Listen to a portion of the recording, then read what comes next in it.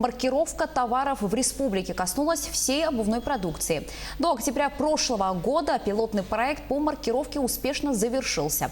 Теперь до 1 марта каждый производитель обязан произвести чипирование своего товара.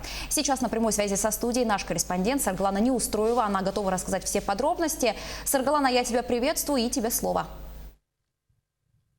Здравствуйте, Анастасия. Обязательная маркировка товаров началась еще в 2012 году на ряд товаров. Это изделия из меха, табачные изделия, шины, резина, а также бивни и кости мамонтовой фауны. Однако к 2024 году планируется ввести обязательную маркировку на все товары без исключения, а также создать единую систему маркировки и нахождения товаров.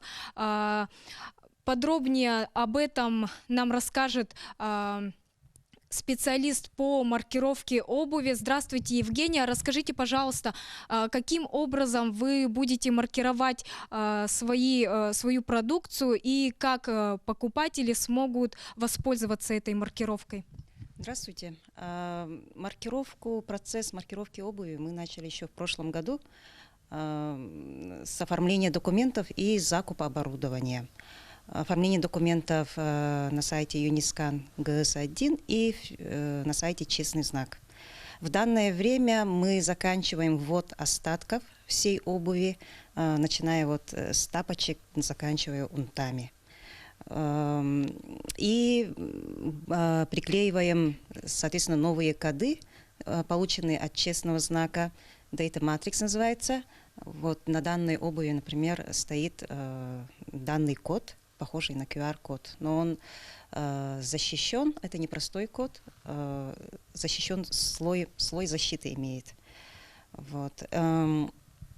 Промаркирована ли обувь или нет, покупатели могут узнать именно по этому коду. Если в старых штрих-кодах там стоят полоска с числами, то здесь уже он похож на QR-код.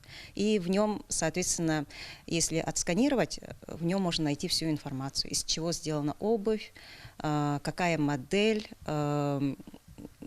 какой вид подклада, подошвы, модель и так далее. Спасибо, Евгения. В год якутскими производителями производится около 13 тысяч обуви. Это значит, что к 1 марта все эти 13 тысяч пар обуви должны быть уже промаркированы. Товар со штрих-кодами попросту не будет реализовываться и будет незаконным его продажа. Ну, а на этом у меня все. Анастасия. Саргалана, большое спасибо. Напомню, что на прямой связи со студией была Саргалана Неустроева.